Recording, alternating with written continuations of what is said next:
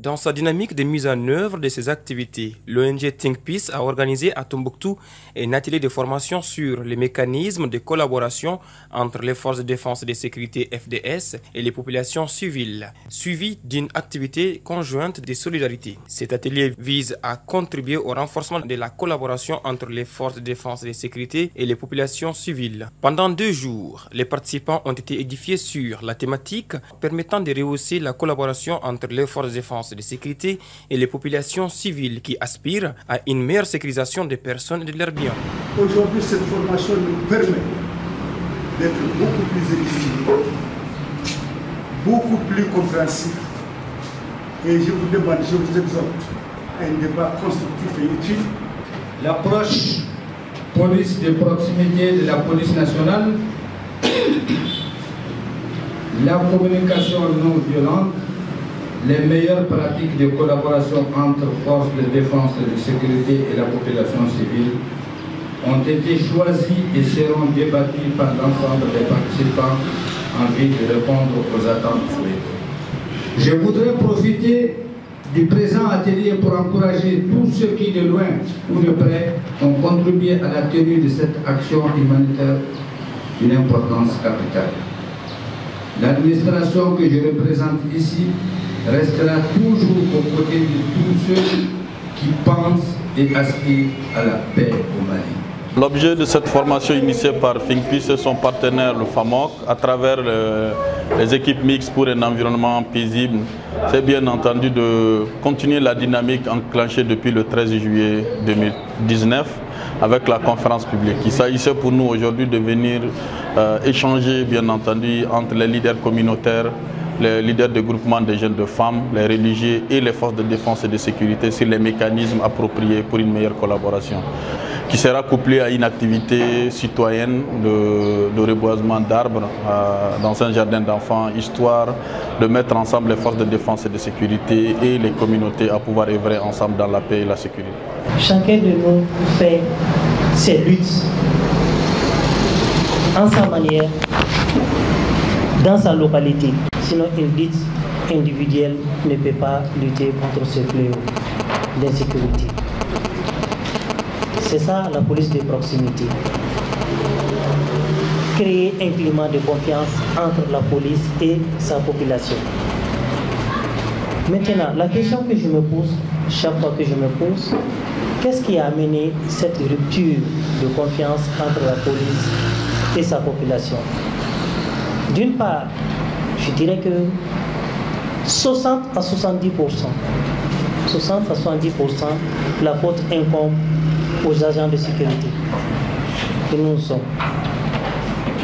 Je dis bien 60 à 70%. Parce que pour gagner la confiance de quelqu'un, ça ne s'achète pas. Ça se prouve à travers votre comportement. Et d'autre part, ça c'est une question d'ordre politique. Je dis d'ordre politique, je pèse bien le mot, parce que si la population se sent impie en insécurité en faisant des dénonciations, parce que vous dénoncez une personne aujourd'hui, on l'interpelle, 1 mois, 2 mois après, ou quelques semaines après, c'est les mêmes personnes que vous allez croiser en chemin. Est-ce la faute incombe cette fois-ci à la population? Est-ce aux forces de l'ordre? Cette question mérite d'être posée. Cette question aussi mérite d'être posée. D'où la méfiance de la population à une certaine collaboration. Votre partition est vivement souhaitée. D'où la police de proximité. La mission de la police, c'est la protection des personnes et de leurs biens. Nous n'avons pas d'autre mission à Tombouctou ici, si ce n'est de préserver l'intégrité physique, la protection des Tomboutiens et leurs biens. Voilà en gros ce que je voulais ajouter à l'intervention du commissaire. Dans la communication non violente, il y a un élément de détermination souvent crée problème entre les intérêts. Ce qu'on appelle en général jugement. C'est-à-dire, le citoyen ou bien la personne concernée se met à la place du juge et juge une personne directement sans passer par aucune procédure. Alors que la loi est claire. Toute personne bénéficie de ce qu'on appelle la présomption d'innocence jusqu'à ce que sa culpabilité soit établie par les autorités. Dans votre organisation et même en famille, il est plus probable d'obtenir de meilleurs résultats en pacifiant la collaboration, en pacifiant la communication avec votre interlocuteur. Mettre ce qu'on appelle de la bienveillance. La bienveillance, mon père l'a expliqué tout à l'heure, c'est mettre la diplomatie dans les mots. Savoir utiliser les mots. Donc on dit que c'est une méthode qui nous permet d'être de plus en plus bienveillant, authentique et empathique avec les autres. Il peut donc être utilisé dans toutes les interactions, en couple, avec les enfants ou dans la vie professionnelle. C'est un moyen très efficace de gestion de conflits tout en permettant de mieux cerner nos propres besoins. Lorsqu'on cause avec le citoyen lambda, on entend ce genre de problèmes. Ah, ok, il peut rien pour nous. Ah, on nous dit alors que les ici. C'est qu'il y a un déficit quelque part. Pour le citoyen, il y a un déficit ou un désir dans le service de protection qui doit lui être rendu. En ce moment, il l'impute, il va plutôt l'imputer au FD, au FDS, qui ne sont que des agents exécutant des ordres, mais nous, population, citoyens lambda, il ne faut pas nous employer. Nous, on voit l'homme en uniforme qui est devant nous et qui est censé agir tout de suite. Maintenant, tout ce qui est derrière, qui fait qu'il ne peut pas le faire tout de suite, citoyen lambda, lui là, il faut creuser pour trouver et faire en sorte qu'il comprenne. Il ne va pas comprendre. Lui, il a besoin de sécurité, il faut donner ça.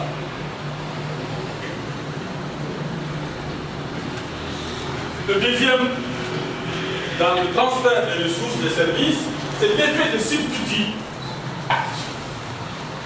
Ça veut dire quoi? Dans la mesure où les FDS s'emploient à assurer la sécurité des personnes et des biens, l'aide qu'elle dispense peut servir à dégager toutes les ressources internes disponibles, quelles qu'elles soient de la part des civils. De plus, cela peut aussi conduire les autorités locales à définir leur propre rôle et par suite à appliquer les responsabilités et leurs devoirs de rendre des comptes dans le domaine civil. C'est que nous-mêmes, nous sommes les premiers à devoir assurer notre sécurité. Chaque citoyen. La Constitution du Mali, en son article 22, nous y oblige à la protection et à la défense de la patrie. À un moment donné, la population est obligée d'être dans une tension. Cette tension, elle est justifiée.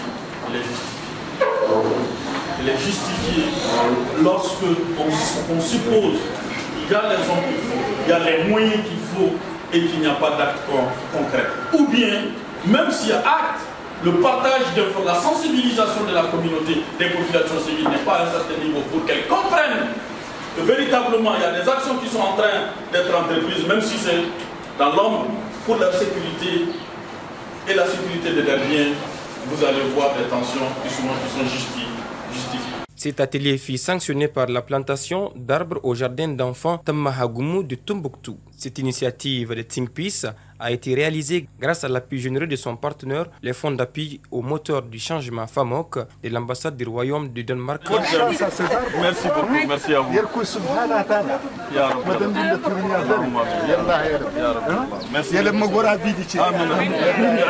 monsieur le maître.